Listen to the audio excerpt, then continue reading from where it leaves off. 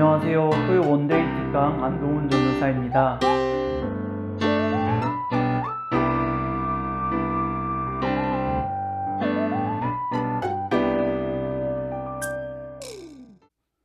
성서를 읽어 나가다 보면 공간에서 공간으로 혹은 시간에서 시간 사이로 여행을 해야 함을 저희가 느끼게 됩니다.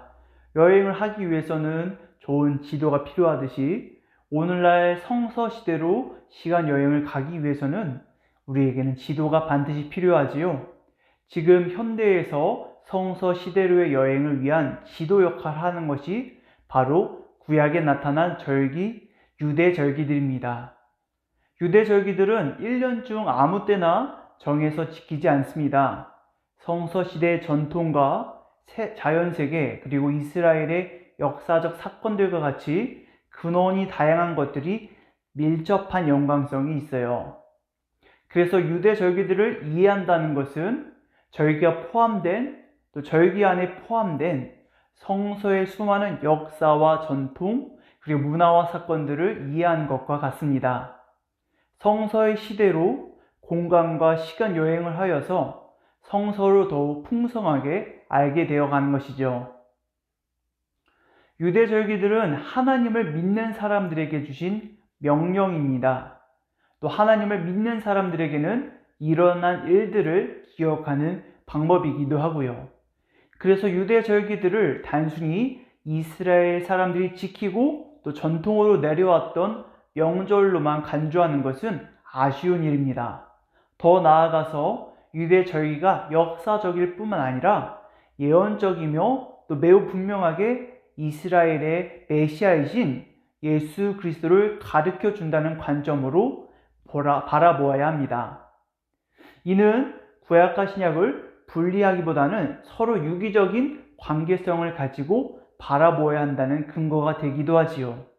신약은 구약 속에 포함되어 있고 또 구약은 신약에 의해서 설명될 수 있다는 것입니다. 더 나아가 구약의 여러 이야기들이 오늘날 우리의 신앙의 감동과 도전이 되듯이 유대 절기 또한 우리 신앙의 거울과 나침반이 될 것입니다. 유대 절기는 유대력을 따라 지켜집니다. 우리나라에는 음력 달력이 있고 이에 따라 설날과 추석 같은 명절을 또 지키기도 하지요. 또 1년을 예수님의 생애를 따라 살아가는 교회의 교회력이 있습니다. 성탄절과 부활절 등이 그렇지요. 이와 같이 유대절기도 유대력을 따라 지킵니다. 음력과 양력을 혼합하여서 매년 날짜가 달라지긴 하지만 약 9월에서 10월경에 새해가 시작이 되고 구약에 있는 여러 절기들을 지키면서 한 해를 보내게 되지요. 유대 절기들은 크게 이스라엘 민족에게 일어난 구원의 사건들 그리고 계절의 흐름에 따른 농업 일정 등 두 가지들이 반영되어 있습니다. 또 유대인이 날짜를 가늠하는 시각은 밤 12시가 넘으면 다음 날이 되는 저희가 갖고 있는 일반적인 방식과 차이가 있습니다. 해가 지는 시각을 기준으로 날짜가 시작이 되고 또 구분되는 것이죠. 이는 창세기 1장 5절 말씀에서도 이해가 되는 사고입니다. 그래서 모든 유대인의 명절은 해가 질 때 시작이 되어서 다음날 해 질 때 끝나게 됩니다.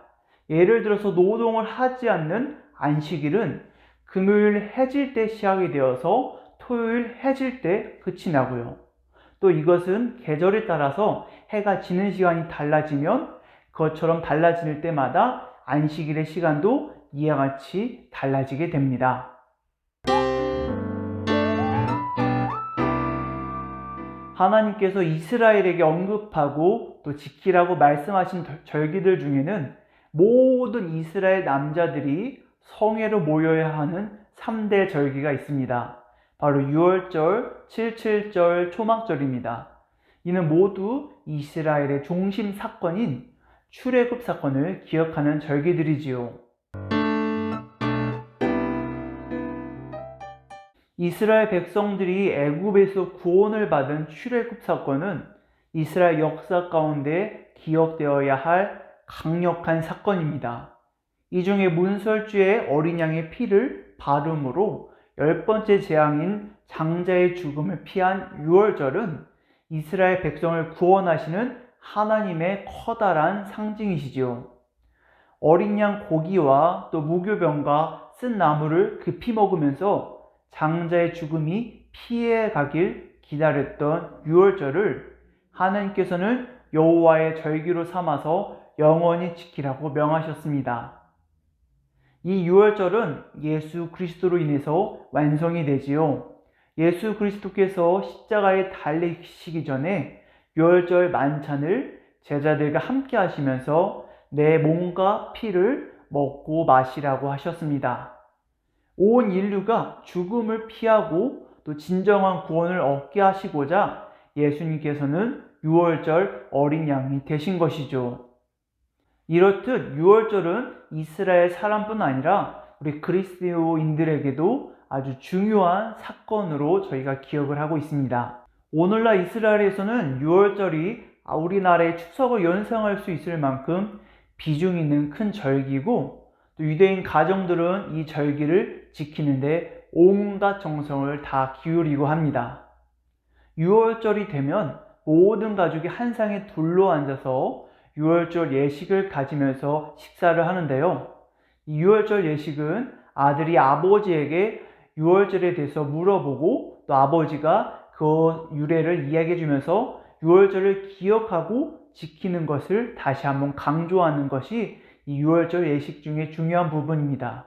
이때 맞자라 불리는 무교병과 또 양고기, 쓴나물, 소금물 등을 먹습니다. 그들은 이렇게 하나님께서 이 날을 기억하라고 하는 명령을 이런 예식과 또 출애굽 사건을 기억하게 하는 그 음식들을 식사를 하면서 계속해서 지키고 또 기억하고자 합니다. 출애굽 당시 상황을 각 가정으로 소환하여서 기억하고자 하는 것이죠. 성전이 없어서 제사를 드릴 수 없는 이스라엘 사람들이 각 가정에서 유월절을 지킨다면 사마리아 사람들은 여전히 유월절 제사를 드리고 있습니다. 사마리아 사람들은 유대인들과는 날짜가 차이가 나는 그들만의 사마리아 절기를 지키면서 세겜 지역의 그리심 산에 모여서 실제로 양을 잡으며 제사를 드리고 있습니다.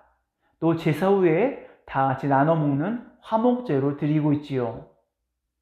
이스라엘 사람들은 또 사마리아 사람들은 그렇게 지금도 유월절을 기념하고 기억하면서 출애굽을 하신 그렇게 하나님의 구원을 지금도 기억하고 삶 가운데 그것을 간직하고 있습니다.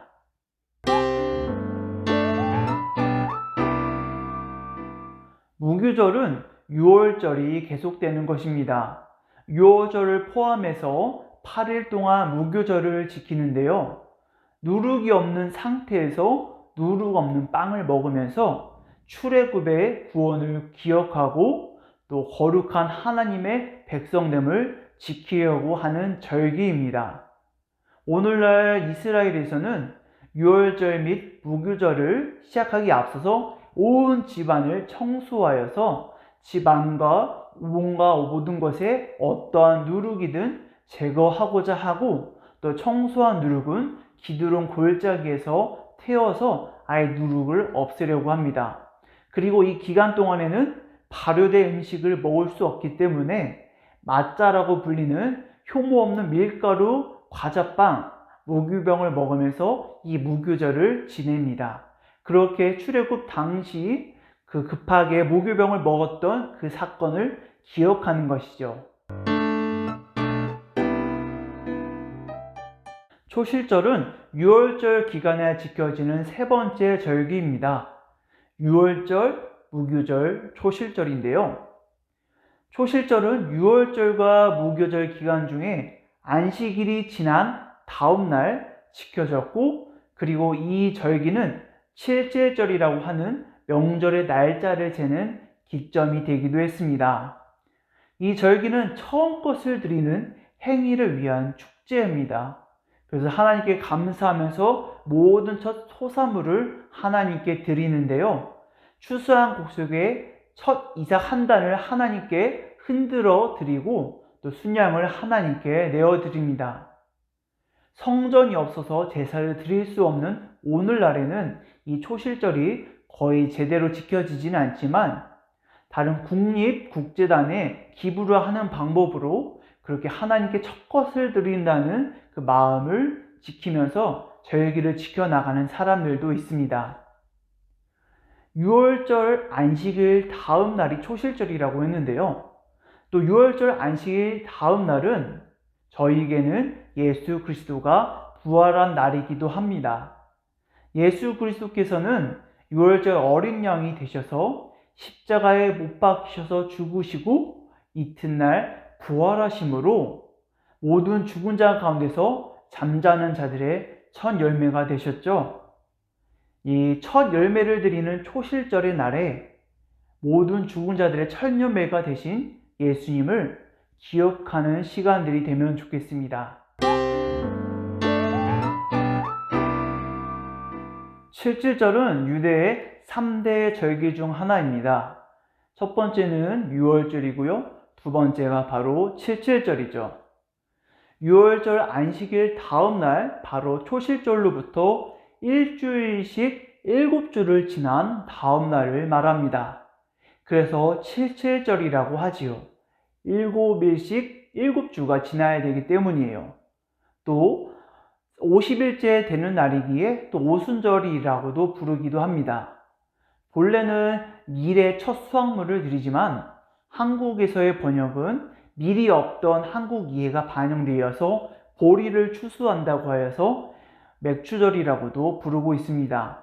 유대 농경 문화와 밀접된 관계가 있는 것이 바로 유대 절기인데요.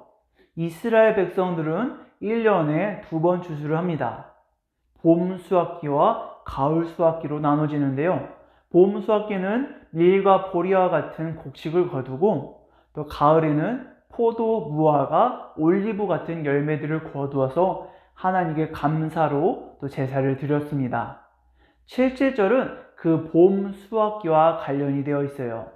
그래서 오늘날 이스라엘에서는 추수와 풍요와 관련되어서 흰 옷을 입고 또 행사를 하면서 풍요를 의미하는 우유와 치즈를 많이 먹고 그렇게 7.7절을 즐기고 있습니다. 또 성경에는 없지만 유대교 전승에 따르면 이 7.7절 오순절 날에 모세가 율법을 받은 것으로 알려져 있고 시내산에서 율법 앞에 백성들이 모였기 때문에 성회의 날이라고도 부릅니다. 그렇기 때문에 7.7절은 율법의 시작 또 유대교의 생일이라고도 볼 수가 있습니다. 그래서 이 7.7절 때 유대인들은 회당에 모여서 밤새도록 율법을 토론한다고 합니다. 또 추수와 관련된 성경인 룻기를 읽고 있지요. 또 오순절은 성령이 마가다라방에 강림한 성령 강림절이기도 합니다. 바로 교회의 첫 시작이자 교회의 생일이기도 하지요. 이처럼 7.7절은 맥주절, 오순절 등 또 성의의 날들 수많은 의미와 또 이름들을 담고 있는 절기입니다.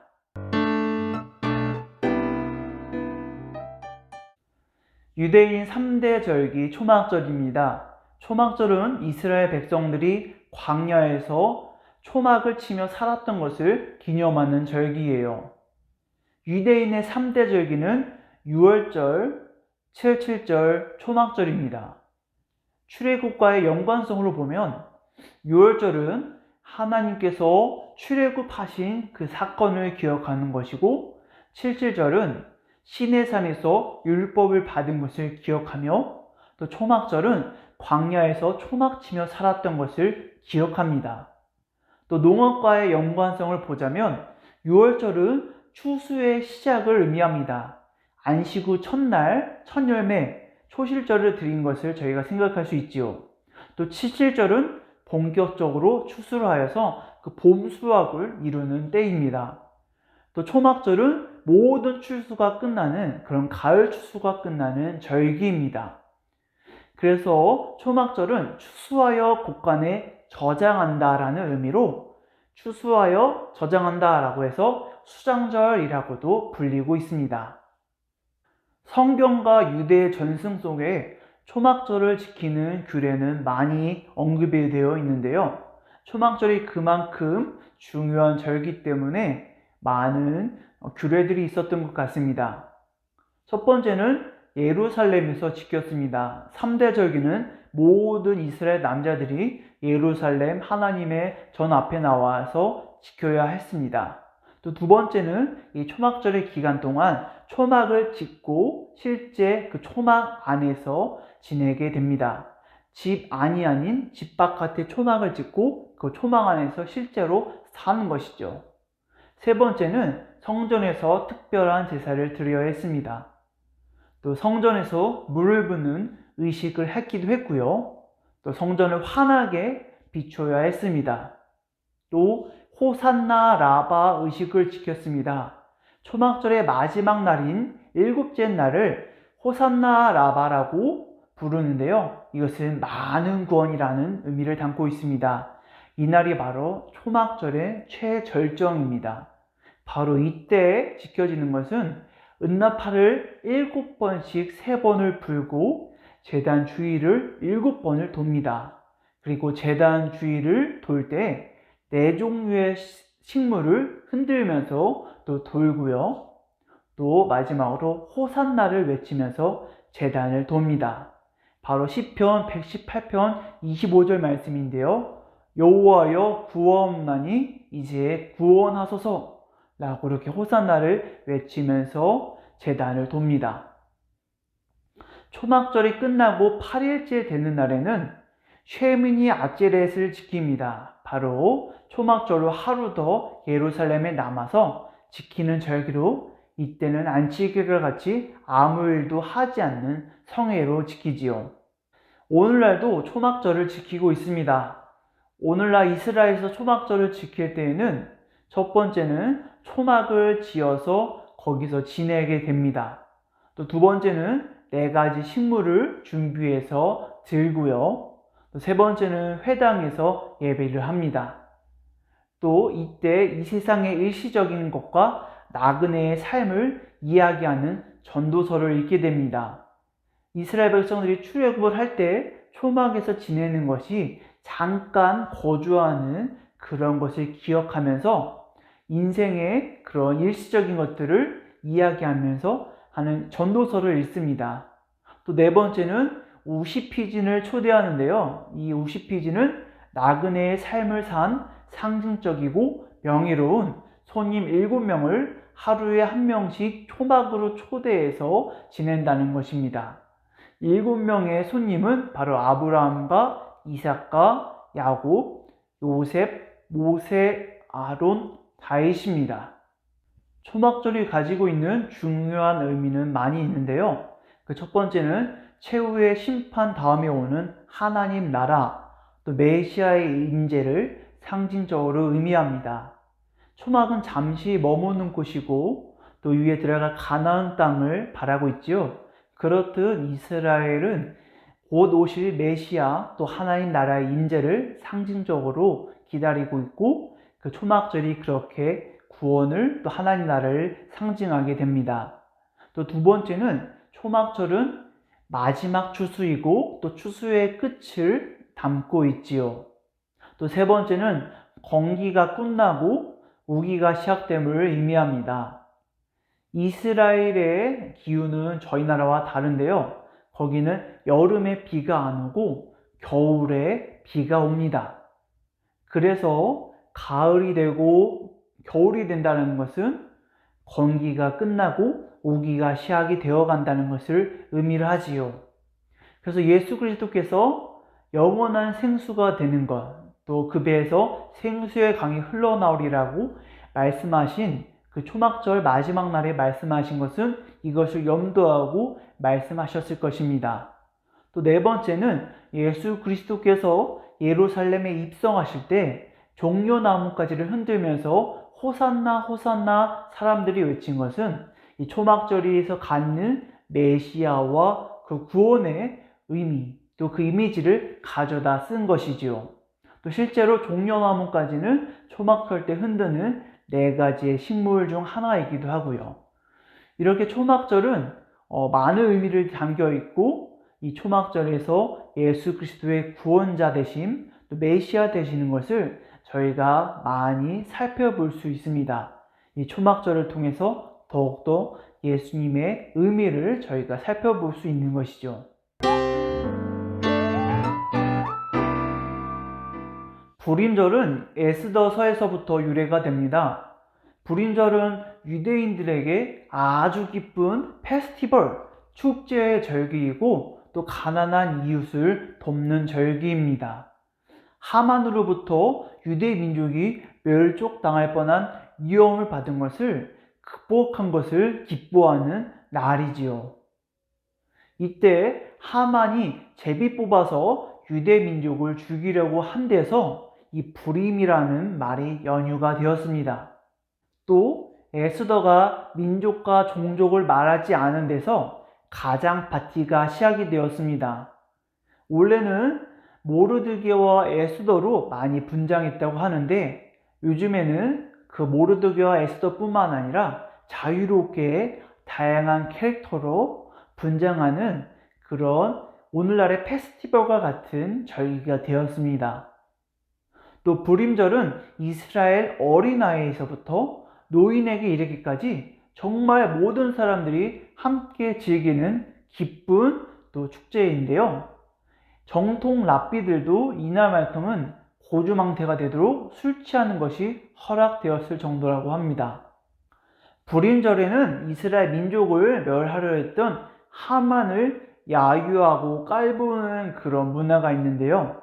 그래서 오젠 하만의 귀라는 이름의 쿠키를 먹고, 또 유대교 회당에서는 이 불임절의 기간에 에스더서를 읽는데, 이때 하만이라는 단어가 나올 때마다 시끄럽게 하는 도구를 사용해서 하만의 이름을 야유하고 또 발도 구르면서 하만의 이름을 야유한다고 합니다. 이스라엘의 새해 로시 하샤나, 또 나팔절입니다. 이스라엘은 유대력에 따라 새해가 가을에 시작됩니다. 이스라엘 새해를 로시 하샤나라고 하는데요. 로시는 머리라는 뜻이고 하샤나는 해라는 뜻이에요. 그래서 한 해의 머리, 바로 새해를 의미합니다. 모세오경과 몇몇 군대에서는 그 첫 달을 6월절을 시작하는 달로 기록하여서 6월절이 시작되는 그 봄 기간 춘분을 새해로 보았습니다. 하지만 사사시대 이후에 가나안 땅에 있는 가나안 사람들과의 교류의 영향을 받아서 가을절 추분을 신년으로 삼기 시작한 것으로 보입니다. 그래서 오늘날에 유대력으로 7월 1일을 새해로 지키고 있는데요. 그것이 바로 오늘날의 9월, 10월쯤이 됩니다. 로시아샤나 새해 때는 샤나토바라는 인사를 하면서 저에게는 해피 뉴 이어겠죠. 인사말을 하고 또 사과를 꿀에 찍어 먹으면서 꿀과 같이 달콤한 한 해를 기원하고, 또 석류알처럼 풍성한 한 해를 기억하면서 석류를 쪼개 먹습니다. 이것은 성경에서 근원을 찾기는 어렵지만 전통으로서 한 해를 시작할 때 그렇게 덕담하고 복을 기원하는 것으로 시작된 것 같습니다. 또 로시아샤나는 성경에 나오는 나팔절이기도 합니다. 바로 7월 1일이 바로 나팔절인데요. 유대력으로는 이 7월 첫날에 지키던 절기로 나팔을 불어 이날을 알렸기 때문에 나팔절이라고 불렸습니다. 오늘날 이스라엘 사람들은 이 새 첫날에 순영의 뿔로 된 나팔을 불면서 메시아를 맞기 위해서 사람들에게 회개하기를 알리는 의미를 지니게 됩니다. 또 이 로시 하샤나로부터 대속절 용키푸르까지의 10일을 시간을 보내는데요. 바로 이 기간을 응답받는 날, 곧 회개하는 날들이라고 부르면서 그 대속제일에 용서받는 것을 바라면서 이렇게 마음과 몸을 정돈하고 생활을 정돈하는 시간들을 보냅니다. 대속제일 용키푸르입니다. 대속제일은 유대력으로 일곱째 달 10일로 이스라엘 백성들이 하나님께 속죄하면서 정결해지는 날입니다. 이스라엘 백성들은 죄를 지으면 그때마다 속죄제를 드리고 그렇게 용서를 받았지요. 하지만 매번 그리고 모든 죄들이 하나님 앞에서 속죄될 수는 없습니다. 그래서 1년에 한 번 대제사장과 이스라엘의 모든 죄를 회개하고 속죄함으로 다시 하나님의 거룩한 백성으로 정결해지기를 바라는 날이 있는데요. 바로 그 날이 대속죄일입니다. 대제사장은 이날 먼저 자신의 속죄를 위해서 숫송아지와 순양으로 번제를 드리고 또 이어서 이스라엘 자손을 위해 순염소 2마리와 순양 1마리로 속죄제와 번제를 드립니다. 이 중 순염소 1마리는 아사셀을 위한 것입니다. 아사셀은 속죄하지 않은 다른 모든 불의와 죄를 모두 짊어지고 광야로 가는 염소를 의미합니다. 그래서 그 모든 죄들을 이 아사셀 염소에게 대신 맡기는 거예요. 염소에게 다 주는 것이죠. 그리고 이 모든 죄를 짊어진 아사셀 염소를 광야에 있는 가파른 절벽에서 던짐으로 그 모든 죄가 속해졌다고 여기게 됩니다. 이러한 대속죄일과 아사셀 염소는 예수 그리스도의 속죄 사역의 예표로 나타내고 있습니다. 대속죄일과 같이 모든 죄들, 저희가 회개하지 못한 모든 죄들을 한 번에 단번에 속죄제를 통해서 모든 죄가 정결케 되고 또 이스라엘의 모든 죄를 대신 짊어지고 가는 아사셀과 같이 예수 그리스도는 인류의 모든 죄를 대신 짊어지고 단번에 죽음으로 그 죄를 대속하셨습니다. 그러므로 예수 그리스도를 통해 인류의 모든 죄가 정결케 되었지요. 오늘날 이스라엘에서 지키는 용키푸르 대속죄일에는 속죄하고 회개하는 마음으로 빵도 물도 먹고 마시면 안 되고 검은 옷 대신 흰 옷만을 입어야 합니다. 또 수염도 깎지 말고 머리도 감지 말고 샤워 세수도 하면 안 됩니다. 그리고 이 25시간 동안 금식하면서 자신과 이스라엘의 죄를 회개하는 기도를 하게 되는데요. 이때 이스라엘 전역에 자동차를 타는 것이 금지되기 때문에 도로에는 자동차 대신 자전거가 다니는 유일한 날이기도 합니다.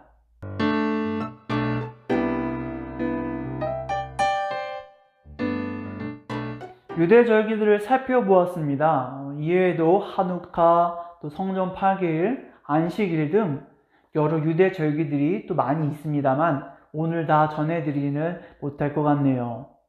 이렇게 유대 절기들은 출애굽 구약 시대로부터 또 신구약 중간 시기, 또 이후에 신약 시대와 또 오늘날까지 이어서 계속해서 지켜지고 있습니다.